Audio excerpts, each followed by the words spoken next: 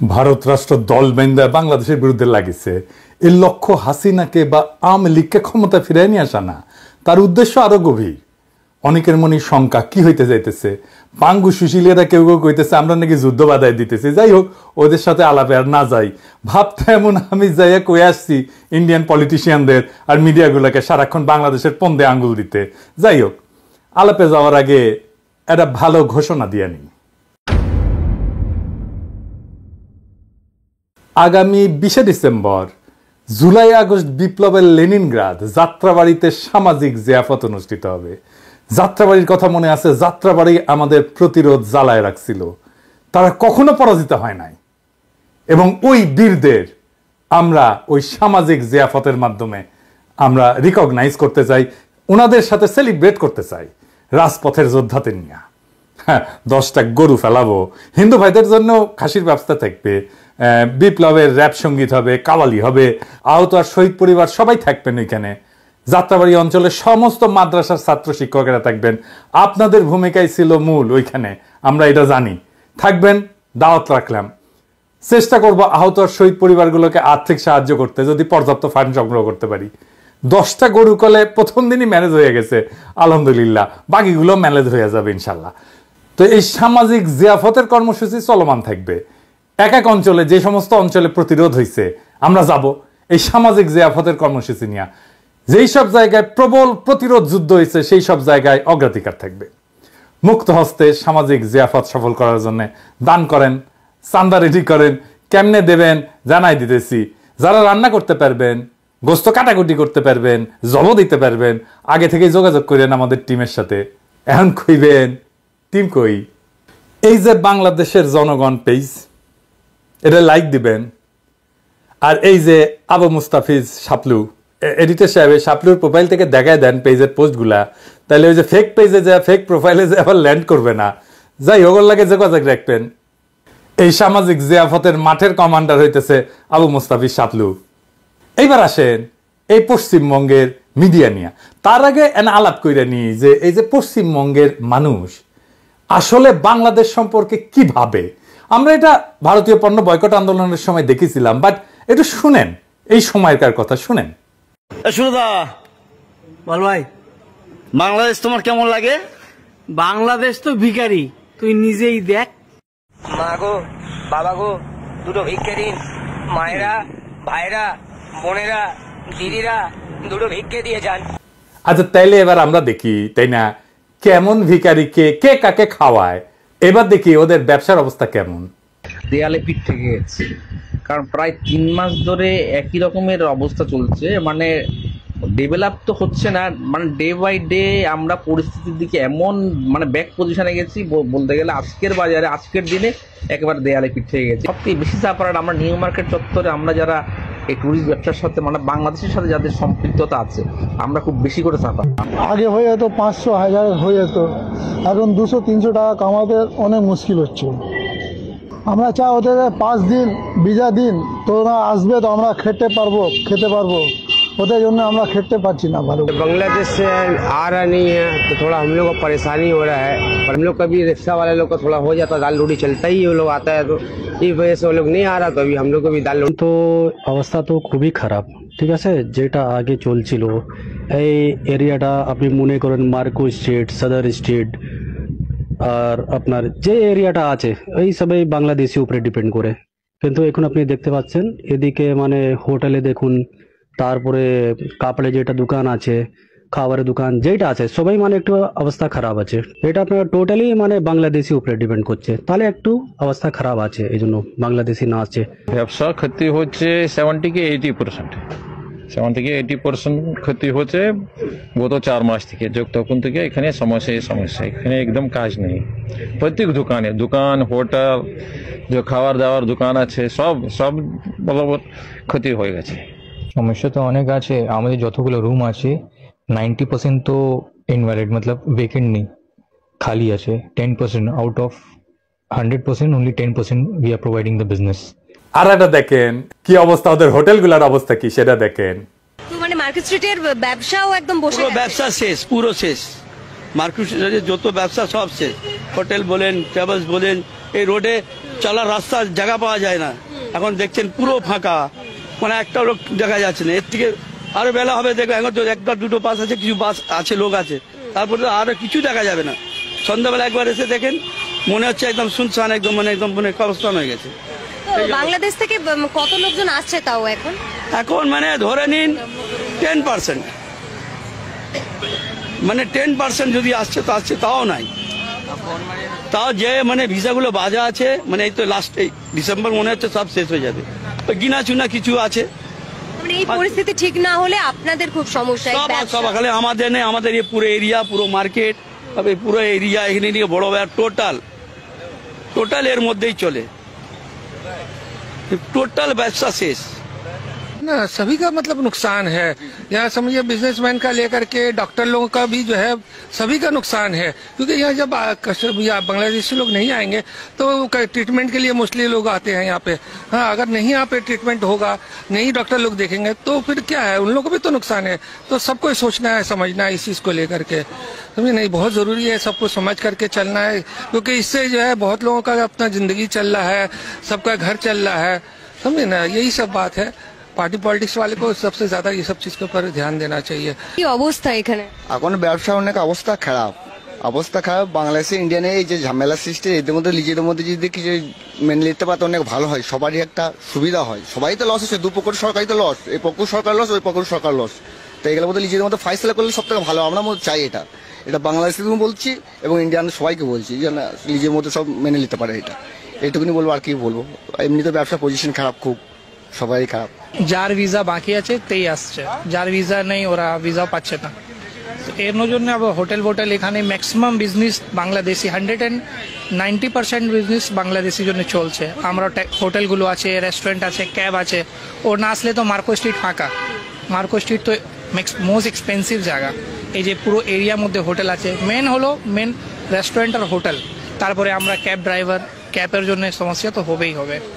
এই জন্য ব্যবসা চলছে না, ব্যবসা তো অটোমেটিকলি না আসলে কি করে চলবে। জয় বাংলা হয়ে গেছে ওদের ব্যবসা। আমি ভারতীয় পণ্য বয়কট আন্দোলনের টাইমে পশ্চিমবঙ্গবাসীদের সতর্ক করেছিলাম, দেখেন আমি পড়তেছি পুরাটা না, শেষ অংশ ওই সময় লিখেছিলাম। এটা লিখেছিলাম তখন যখন আমাদের ভারতীয় পণ্য বয়কটের বিরুদ্ধে পশ্চিমবাংলার একাংশ কোমর বাইন্দা নামিছিল। আমি কইছিলাম যে বাংলাদেশের পশ্চিমবঙ্গকে দরকার নাই, পশ্চিমবঙ্গের বাংলাদেশকে দরকার আছে। একমাত্র বাংলাদেশ পারে আপনাদের অর্থনৈতিক দুরবস্থা দূর করতে, ভারতের দরিদ্র রাজ্যের তকমা দূর করতে। নিজের ভালো নাকি পাগলেও বোঝে, তো আপনারা বুঝতেছেন না কেন? আমি তখন কইছিলাম, আমি কয়ে রাখলাম, কারণ ভবিষ্যৎ দেখবে আমরা অন্তত জনগণের সাথে বিবাদে জড়ানোর বিষয়ে সতর্ক ছিলাম। আমি আবারও বলতেছি, আমাদের থামাইতে পারবেন না, কোনোভাবে চেষ্টা করে থামাইতে পারবেন না, দমাইতে পারবেন না, বৃথা চেষ্টা কইলেন না। আর ঘৃণার চাষাবাদ করতে চাইলে স্বাগতম, ওইটাও আমাদের চাইতে ভালো পারবেন না। চয়েস আপনার, বাইছা নেন। একটা সুস্থ স্বাভাবিক নাগরিকের সাথে নাগরিকের সম্পর্ক, নাকি চিরস্থায়ী ঘৃণা আর শত্রুতার সম্পর্ক। আমাদেরকে কি দৃষ্টিতে দেখে আপনি দেখেন, আমরা নাকি ভিখারি? বেটা, তোদের পার ক্যাপিটা আয় কোন জায়গায় জানিস তোরা? যাই হোক, ভারত শোনে নাই আমার সেই সতর্কবার্তা, এখনো এই কাম চালায় যাইতেছে। কিভাবে বাংলাদেশ থেকে যাওয়া মানুষজনকে ফুসলায়, উল্টাপাল্টা বুঝায়, বাংলাদেশের বিরুদ্ধে কথা বলাইতেছে, দেখেন, শুনেন। নড়াইল জেলায় থাকি, আমার নাম কুকুরানী বিশ্বাস। আমাদের পুজো অর্চনা করার কায়দা নেই, উলুধ্বনি দেওয়ার কায়দা নেই, শঙ্খ বাজানোর কায়দা নেই, ঢাক ঢোল বাজানোর সঙ্গে সঙ্গে আসিয়ে প্রতিবাদ বলে যে বন্ধ করো। এখানে এরকম কোনো জিনিস ঘটেনি, এবং আমার এই গ্রামে মনে হয় 500 ঘর মুসলমান আছে, আর আমরা মাত্র 30 ঘর আছি। আমরা কোনো সময় কোনো সমস্যার মধ্যে নেই। আমরা কোনো অত্যাচারে খুব আমরা ভালো আছি, হিন্দু মুসলিম আমরা খুব নিজের ভাইয়ের মতো নাই আমরা বসত করতেছি। ভারতে যে বলেছে আমাদের বুড়ামারা গ্রামে এটা মোটে নাই। মা যে কথাটা বলছে আসলে এটা খুবই দুঃখজনক, এবং এটা ইন্ডিয়ার যে মিডিয়া ছিল আমার যা ধারণা ওদের একটা চক্রান্ত, ঠিক আছে, যে কারণে আজকে এই মা আছে শিকার হয়েছেন। আসলে আমি সমস্ত এই দেশবাসীর কাছে এবং জাতির কাছে আমি মার পক্ষ থেকে মার এই কথার আমি ক্ষমা প্রার্থী, ঠিক আছে। আসলে এটা খুবই অন্যায়জনক একটা কথা, এটা কারোরই আসলে মেনে নেওয়ার কথা না। তারপর এটা আমার কাছে খুব খারাপ লাগছে, আমি এর জন্য দেশবাসীর কাছে ক্ষমা প্রার্থী। এগুলো আছে আমি যা বলতেছি এইগুলো তুমি এই জায়গায় বলবা সবাইকে। তার কাছে না না আমি যেটা না পারি আমি সেটা তো বলতে পারবো না, তার কাছে কি না তোমার বলতে হবে। তারপরে আমাকে বলতেছে এই বালি এই কাজগুলো করো, করে ব্যাগটা আমার কাছে কাছে দিয়ে বলতেছে যে ব্যাগটা কাকে নাও নিয়ে এরকম হলে দাঁড়াবো, এই ব্যাগটা লুকাও, এই পার্স আছে এই যে পার্স, এই পার্সটা এই জায়গায় রাখো।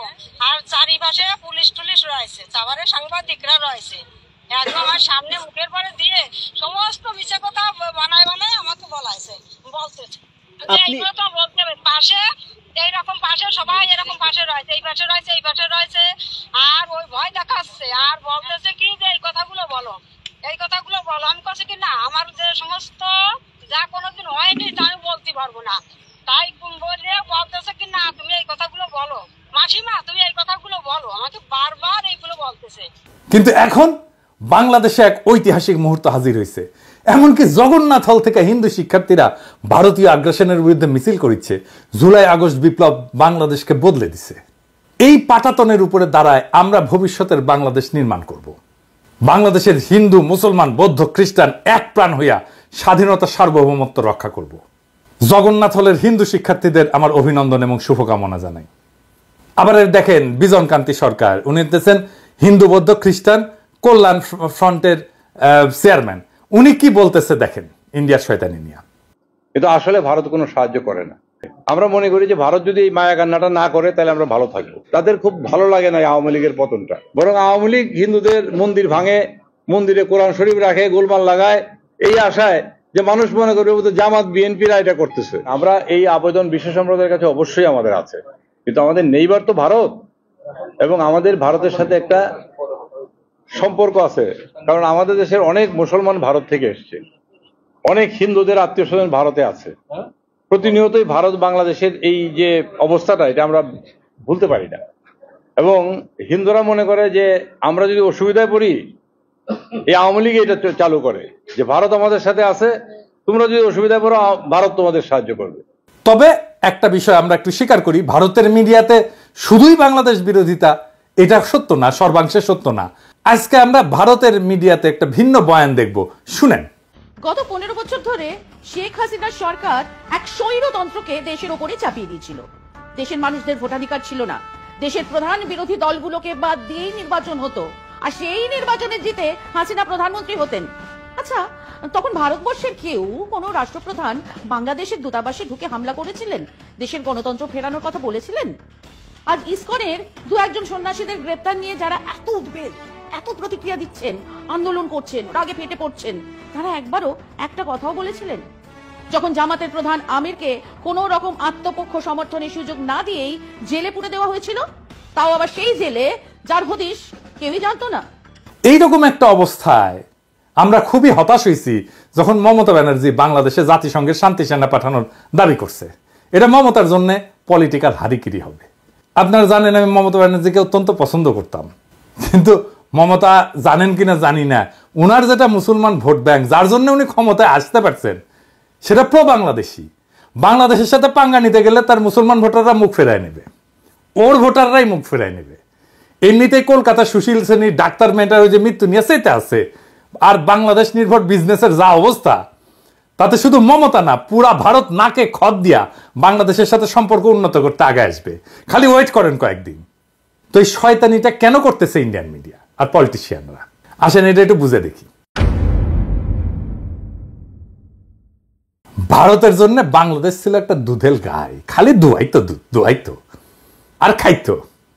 ভারতের পত্রিকাতে আসিছিল যে বাংলাদেশ থেকে ইন্ডিয়া যে রেমিটেন্স পায় সেটা চতুর্থ। যে দেখেন ইউএই মানে ইউনাইটেড আরব আমিরাত সেটা 1 নাম্বার, আমেরিকা 2 নাম্বার, সৌদি আরব 3 নাম্বার, আর বাংলাদেশ 4 নাম্বার। আপনি চিন্তা করতে পারেন একটা দরিদ্র ক্ষুদ্র প্রতিবেশীতে কি মজা। এটা তো শুধু চাকরি না, বাংলাদেশের সমস্ত ব্যবসা, আলু পেঁয়াজ বিদ্যুৎ আইটি সব জায়গায় আমরা খুঁজতে খুঁজতে দেখি কি যে নামে ফরাসি কোম্পানি কাজ করতেছে ইন্ডিয়ান কোম্পানি। যে আমাদের ন্যাশনাল আইডি আছে না, এটা প্রিন্টিং, এইটা আবার 3 কোটি আইডির কার্ডের প্রিন্টিং এর কাজ হবে। এইটা খুঁজে খুঁজে দেখলাম এটা ফ্রান্সের সেলফ কোম্পানি এই কাজটা করে আর কি। সেলফ কোম্পানি ফরাসি কোম্পানি, আমরা খুঁজে দেখলাম না, কোম্পানি ফরাসি ঠিকই আছে, কিন্তু কামটা করে সব ইন্ডিয়ান, বুঝেছেন? সামনে ফ্রেঞ্চ কোম্পানি, পিছে ইন্ডিয়া। অথচ বাংলাদেশে অনেক কোম্পানি আছে, ন্যাশনাল আইডি কার্ডের মতো কার্ড মেলা তারা ছাপাইতে পারে অনেক কম দামে, অনেক যোগ্য। একটা কোম্পানি না, মেলা কোম্পানি আছে। মেট্রো রেলের ডিসপ্লেতে দেখেছেন না হিন্দি লেখা, নানা ওয়েবসাইটে টাকার বদলে রুপি লেখা, এগুলো দেখেছেন না? কারা করতো? ইন্ডিয়ানরা করতো। আমরা ভারতীয় পণ্য বয়কট আন্দোলনে যা বুঝলাম যে ইন্ডিয়া থেকে পেঁয়াজ আনার দরকারই নাই, তাও এমন একটা ধারণা তৈরি করা হয়েছে যে ইন্ডিয়ান পেঁয়াজ ছাড়া আমাদের খাওয়া হয় না। আদানিকে দেওয়া হইলো এমন বিদ্যুতের একতরফা কন্ট্রাক্ট যেটা আবার পায়রাকে দেওয়া হয় না। দেখেন কয়লার দাম বেশি, তার সাথে 15% সুদ, যেটা পায়রাতে নাই। আবার ইউনিট প্রতি কয়লার খরচাও বেশি। ইন্ডিয়ানদের ধারণা ওদের সাহায্য ছাড়া বাংলাদেশ টিকে থাকতে পারবে না, উল্টা বাংলাদেশ ছাড়া ইন্ডিয়া টিকে থাকতে পারবে না, না খেয়ে মরবে। দেখেন না, দেখিচ্ছেন না, কান্নাকাটি শুরু হয়ে গেছে। তো এইটার জন্য কি করতে হবে? এই যে মধু পাচ্ছিল, কি করতে হবে? হাসিনা ক্ষমতায় রাখো, কিছুই করতে হবে না। হাসিনা মাইরা কাইটা সাফা করে ফেলবে দেশের মানুষকে। তার বিরুদ্ধে যত রাজনৈতিক লড়াই হবে সারা দুনিয়া বলবে এরা জঙ্গি, এরা ইসলামী মৌলবাদী। এটা কাজ করতেছিল। কেন করতেছিল কয়া দিই, যদি ভুলে না যায়। কারণ পরিবর্তিত পরিস্থিতিতে জ্বালাই করে নেওয়া দরকার।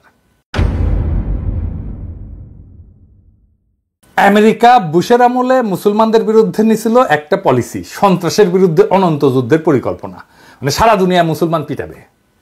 এইটা সে সারা দুনিয়া ছড়ায়। ইন্ডিয়া কয় আরে আমরা তো সেই 47 সাল থেকে কাশ্মীরে ইসলামী জঙ্গিদের বিরুদ্ধে ফাইট দিতেছি, হামাক নাও, আমি মারিচ্ছি মুসলমানদের। হাসিনা কয় আরে আমরা তো সেই 1971 সাল থেকে এই জঙ্গিদের বিরুদ্ধে ফাইট করিচ্ছি, হামাক নাও। এই যে দেখো না জামাত, ওই তো জঙ্গি। আমেরিকা কয় আসো, তুমি আসো, তাই তুমি তো ছুডো, তোমার বড় ভাই ইন্ডিয়া দেখবে তোমাকে, ওর কথা মতো চইলো, আমার তো এত টাইম নাই। তো এভাবে শুরু হইল হাসিনা ইন্ডিয়ার সংসার। প্রথম ভাতারা ছিল কংগ্রেস, তারপর কংগ্রেস ক্ষমতার থেকে পাশে লাথি দিয়া মোদি হটায় দিল, হাসিনা তালাক হইল। হ্যাঁ, কিন্তু ইদ্যৎকাল শেষ হওয়ার আগেই মোদির লগে নিকা বসলো। এটা দেশের মানুষ ঠিকই বুঝিচ্ছিল যে হাসিনার ঠিকানা হইতেছে মোদির বিছানা। এটা করে দেখান না কি কি স্লোগান দিছিল আমার ক্ষুদ্র ভ্রাতার ভগিনীরা, বিপ্লবী ছাত্র জনতা। শোনেন,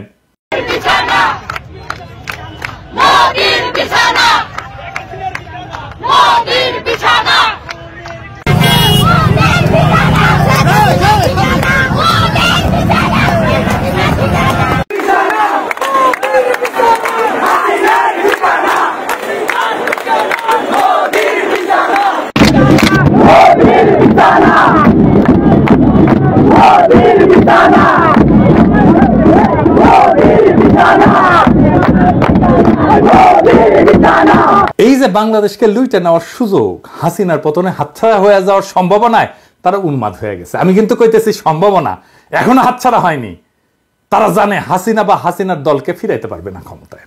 তাহলে তারা কি চায় এটা বুঝলে আপনি ভারতের পুরো স্ট্র্যাটেজি বুঝবেন। কি সেটা? আসেন সেটা দেখি। বাংলাদেশে ভারতের স্ট্র্যাটেজিক অ্যাসেট কি, মানে যেগুলো দিয়ে ভারত খেলে আর কি। বাংলাদেশে কি আওয়ামী লীগ তো বটেই, শুধু কি Awami League, Prothom Alo, Daily Star, CPB, Udichi, Chhayanaut, Mostofa Sarwar Farooki, Asif Nazrul, TIB. দেখেন এমন কি বিএনপির মধ্যেও তার স্ট্র্যাটেজিক অ্যাসেট আছে। বিএনপির মধ্যে ইন্ডিয়ার লোক আছে।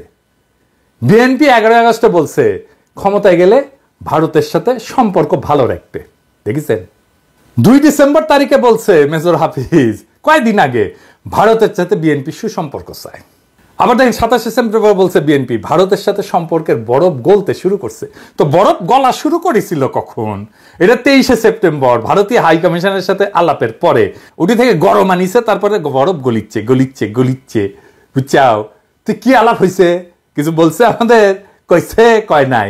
ক্যাঙ্কা করে বরফ গলিচ্ছে। ইন্ডিয়ার সাথে বন্ধুত্ব মানে কি? মানে তো ট্রানজিট দিতে হবে, চাকরি দিতে হবে, পণ্য কিনতে হবে, চীনকে অ্যাক্সেস দেওয়া যাবে না। তবে চিকেন নেককে সুরক্ষিত রাখতে হবে, বিদ্যুৎ কিনতে হবে বেশি দামে, রোগী পাঠাতে হবে দলে দলে দলে দলে। আর বাংলাদেশকে স্বাধীন আত্মমর্যাদা সম্পন্ন জাতি হিসেবে মাথা তুলতে দাঁড়াইতে দেওয়া যাবে না। সীমান্তে একের পর এক বাংলাদেশিদের মাইরে টাঙায় রাখবে কাটাতারে। আর কি পানি বন্ধ করে দিবে সব নদীর, আর বন্যার সময় পানি ছেড়ে ডুবে দিবে। এটার নামই ভারতের বন্ধুত্ব। আবার ইন্ডিয়ান মিডিয়াত বিএনপির মহাসচিব মির্জা ভাই আবার কি কইছে দেখেন, আমি পড়ে শোনাচ্ছি ওদের। এদিকে ভারতের সঙ্গে শুধু বিএনপির নয়, বাংলাদেশের সবারই একটা সম্পর্ক রাখা উচিত। আপনি রাখেন, অন্য সবাই দেখেন কেন? কারণ আবার কইছে, কারণ হচ্ছে তারা আমাদের সবচেয়ে বড় প্রতিবেশী। তো কি হয়েছে? আমাদের বহু ক্ষেত্রে ভারতের সঙ্গে বাণিজ্য আছে, তাই নাকি? কি কি আছে কইছে? খাদ্যশস্য, চাল, ডাল, আদা, মশলা আমরা ভারত থেকে আমদানি করে থাকি। হ্যাঁ মির্জা ভাই, পেঁয়াজটা বাদ পড়িছে, ওটা যুক্ত করে দিতেন। ভমা পেঁয়াজ। আদা কি ইন্ডিয়া থেকে আসে মির্জা ভাই? এই গাড়ি নিয়ে দেশ চালাইবেন? আদা আসে মিয়ানমার থেকে। আপনার প্রিয় পত্রিকা প্রথম আলোর রিপোর্ট দেখেন, এডিটর সাহেব দেখে দেন, কুটি লিখেছে মিয়ানমার থেকে আসে। আদার মূল উৎস এখন মায়ানমার, আগে ছিল চীন। জি, আদা ইন্ডিয়া থেকে আসে না, আসলেও অল্প আসে আপনার হেসেলের জন্য। আপনার আবার ইন্ডিয়ান আদা তো পছন্দ, সেজন্য আপনার জন্য আনে আর কি, বুঝছাও? তো এই যে প্রথম আলো পত্রিকার জন্য কাইন্ডা যে বুক ভাসান মির্জা ভাই, পড়া লাগবি তো নাকি? হ্যাঁ, তো পড়েন না, আপনি পড়লে তো ভুলটা করিচ্ছিলেন না। না হলে আর্গুমেন্ট তৈরি করবেন কেমনে? হাঙ্কের মতো ইউটিউবার, 2 পয়সার ইউটিউবারদের কাছে ধরা খেবেন এভাবে। আবার দেখেন 8ই ডিসেম্বর বিএনপির অঙ্গ সংগঠন বলে প্রয়োজনে ভারতের বিরুদ্ধে সশস্ত্র প্রতিরোধ করবো। ওরে বাবা,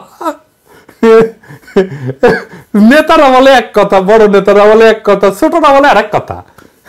বুঝি না আপনাদের পলিসি কি? আপনাদের পলিসি আগে ঠিক করেন, একটা পলিসি ঠিক করেন।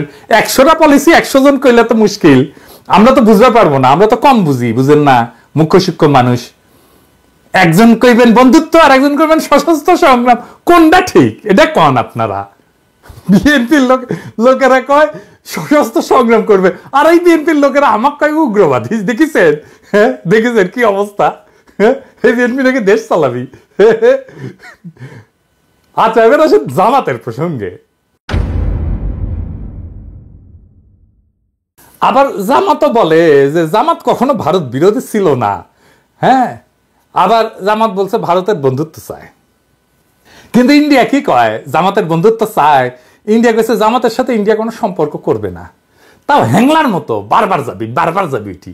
আর তার তো মর্যাদা সম্পন্ন রাজনৈতিক দল হইতে তো জীবনের মতো এই কথা বলার কথা না।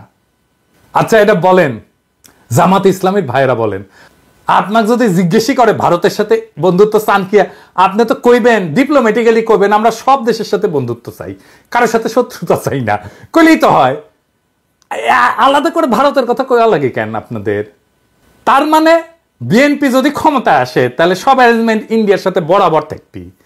ইন্ডিয়ার ভয় হচ্ছে যদি নির্বাচন দেরি হয় তাহলে 2টা ঘটনা ঘটবি। রাষ্ট্রীয় প্রতিষ্ঠানগুলোতে সংস্কার হবে, কিছুটা শক্তিশালী হবে, প্রতিষ্ঠানগুলোতে শক্তিশালী হবে। বিএনপি কলে দ্রুত জনপ্রিয়তা হারিতেছে, বিভিন্ন জায়গায় যা দখল টকল হচ্ছে না, এগুলো কিন্তু বিএনপির কোনো প্রেস্টিজ থাকিচ্ছে না। এটা বিএনপির নেতারা জানে কিনা জানি না, কয়া রাখলাম, আগে থেকে সতর্ক করে দিলাম, দ্রুত অজনপ্রিয় হইতেছে। তারপরে শিক্ষা প্রতিষ্ঠানগুলোতে আপনাদের তো ছাত্র দলের কোনো পজিশন নাই। আওয়ামী লীগের প্রস্থানে যে রাজনৈতিক শূন্যতা তৈরি হয়েছে, সেই স্থানে যদি নতুন কোন রাজনৈতিক শক্তি দখল করে নেয় তাহলে তো ইন্ডিয়ার সারা। কারণ ইন্ডিয়া জানে নতুন রাজনৈতিক শক্তি প্রবল ইন্ডিয়া বিরোধী হবে, তাই তার কাজ হচ্ছে প্রফেসর ইউনূসকে এই প্রচারণা দিয়া, হিন্দু নির্যাতন, অমুক তমুক দিয়া তার ব্যস্ত করে ভয় পাওয়া দেওয়া, যেন উনি তাড়াতাড়ি নির্বাচন দিয়া চলে যান। আর এটা কাজ হইতেছে কলে। প্রফেসর ইউনূসের শিক্ষা উপদেষ্টা কইছে 1 বছরের মধ্যে নির্বাচন হবে। এরপরে আবার সবাই হাউকাউ করে উঠছে, না না না না, এটা ব্যক্তিগত মতামত। অপূর্ব জাহাঙ্গীর এটা উনারে কইয়া দিছে ইন্ডিয়া, আমি কইলাম উনারে কইয়া দিছে ইন্ডিয়া। হাসিনার উন্নয়নের গল্প শুনাই তো উনি লিখেছিল, ভুলে যায় না? এটা সাহেব দেখান উনি কেমনে হাসিনারে তেলাইতো, দেখেছেন উন্নয়নের গল্প? এগুলো কাইনে তো বানাইছেন সব উপদেষ্টা, সব সফট বাকশালী করে উপদেষ্টা বানাইছেন আপনারা। দ্রুত নির্বাচন না হইলে, নতুন রাজনৈতিক শক্তি উত্থিত হইলে বাংলাদেশে ভারতীয় সমস্ত ইন্টারেস্ট জয় বাংলা হয়ে যাবে। এইটা ইন্ডিয়া সর্বশক্তি দিয়ে বাধা দেওয়ার চেষ্টা করতেছে। সে চাইতেছে দ্রুত নির্বাচন। এইটাই এত ভারতীয় ক্যাম্পেইনের মূলে, আর কিচ্ছু না। নির্বাচনের ঘোষণা আসবে, ভারতীয় সব ক্যাম্পেইন থেমে যাবে, আপনি লিখে নিন। এইবার প্রফেসর ইউনূসকে কই, এই যে ডিসইনফরমেশন ক্যাম্পেইন, মেটার সাথে বসছেন দেখলাম, এটা থেকে আপনার সরকারকে যারা রক্ষা করতে পারতো তারা তো নিষ্ক্রিয় হয়ে গেছে। 2 মাসে সিচুয়েশন পাল্টায় দেওয়া যায়। দেশের মানুষ জানে বন্দুকের গুল্লি মিস হইতে পারে, এই বান্দার পরিকল্পনা মিস হবে না। অনেক পরিকল্পনা দিচ্ছে, আপনার চোখে পড়ছে কিনা জানি না, কিন্তু এই মিডিয়া ক্যাম্পেইন ইউটিউবে এপিসোড কইরা বলার বিষয় না, অন্যগুলো ইউটিউবে এপিসোড কইরা কইছি, বলে দিলে তো ইন্ডিয়া পদ্ধতি পাল্টাই দেবে, তাই না? তাই এটা শুধু আপনারে কইতে হবে, আপনারে চাইতে হবে সাহায্য, আমরা বাহিনী নিয়ে ঝাঁপায় পড়ব। আমি আবারও বলি, আপনি এবং একমাত্র আপনি চাইলেই সাহায্য করব, বান্দা হাজির থাকবে। বিপ্লব করছি যেটুকুই ভূমিকার থাকুক করছি তো, রাখছি তো, অল্প হোক কম হোক বেশি হোক, বেগার খাটছি অনেক, অনেক কিছু স্যাক্রিফাইস করে এই কাজগুলো করি, তার খাটবো না তো বেগার। কারণ আপনার সরকার চরমভাবে বিপ্লবের শক্তিকে উপেক্ষা করছেন। আমেরিকা গেলেন, একবার কনক সারোয়ার আর ইলিয়াসের ডেকে ধন্যবাদ দিতে পারতেন না? দেন নাই তো। অনেকের সাথে দেখা করেছেন, এই দুইটা মানুষের সাথে একটু দেখা করতে পারতেন না? ডাকলেই চলে আসতো, ওদের ভূমিকা কি কম? যারা ফ্যাসিবাদের আমলে বিকল্প মিডিয়ার দায়িত্ব পালন করলো তাদের সামান্য রিকগনিশন দেন নাই, উল্টা ফারুকের মতো মালরে উপদেষ্টা বানাইছেন, শফিকের মতো মুজিব প্রেমিকের বানাইছেন পেশ সচিব। বাংলাদেশের বিরুদ্ধে ভারতীয় ক্যাম্পেইনকে নিউট্রালাইজ করার দায়িত্ব কার? আপনার পেশ সচিবের। তো ওই কি দায়িত্ব পালন করতে পারছে? পারে নাই। পারবে কেমন করে? তো জানি না কেমনে কাজ করতে হয়। ওর তো আগে একটা মিডিয়া স্ট্র্যাটেজি তৈরি করা উচিত ছিল, করিছে? করে নাই। আপনার তো এই জেনজেডের সাথে একটা কানেকশন তৈরি করা উচিত ছিল না? সেটা কে করে দিবে? পেশ সচিবই তো করে দিবে। প্রেস রিলিজ দেওয়া কি মিডিয়া স্ট্র্যাটেজি নাকি? আর ওই যে সাংবাদিকদের সাথে কথা বলা, এটা মিডিয়া স্ট্র্যাটেজি নাকি? এটা তো না, মিডিয়া স্ট্র্যাটেজি অন্য জিনিস। ওই জানেই না ক্যাঙ্কা করে মিডিয়া স্ট্র্যাটেজি তৈরি করা লাগে। আমি আর একটা এপিসোড করবনি ওই মিডিয়া স্ট্র্যাটেজি ক্যাঙ্কা করে তৈরি করতে হয়, কি কি মিডিয়া স্ট্র্যাটেজি করা যেতে পারতো করুমনি আর একটা পরে। তবে আপনি এই ইন্ডিয়ান ডিসইনফরমেশন এটারে ফাইট দেওয়ার জন্য যা যা করা দরকার, আমরা 2 মাসে আপনার পরিস্থিতি চেঞ্জ করে দেব, কথা দিলাম। আওয়াজ দিবেন, আমরা আসব, কন্ডিশন একটাই, আপনাকে প্রফেসর ইউনূস আপনাকে সাহায্য চাইতে হবে। সাহায্য না নিলে অসুবিধা নাই, জাতি জানলো আমরা তৈরি ছিলাম, নিজের কাছেও পরিষ্কার থাকবো, আমরা আমাদের কর্তব্য বিস্তৃত হই নাই, পরিকল্পনা তৈরি আছে, আপনার কাছের লোক আমাদের কাছে চাইছে, তৈরি করে রেখে দিছি, কিন্তু আপনাকে চাইতে হবে, না চাইলে দেব না। আপনি না চাইলে ওই পরিকল্পনা কাগজেই থাকবে, ওটা বাস্তবায়িত হবে না। আপনি চান, পরিকল্পনা বাস্তবায়িত হবে। এরপরে দেখবেন বিপ্লবকে কিভাবে রক্ষা করতে হয়, ইন্ডিয়ারে কিভাবে দৌড়ের উপরে রাখতে হয়, ওই কাম আমরা খুব ভালো পারি। ইনকিলাব জিন্দাবাদ।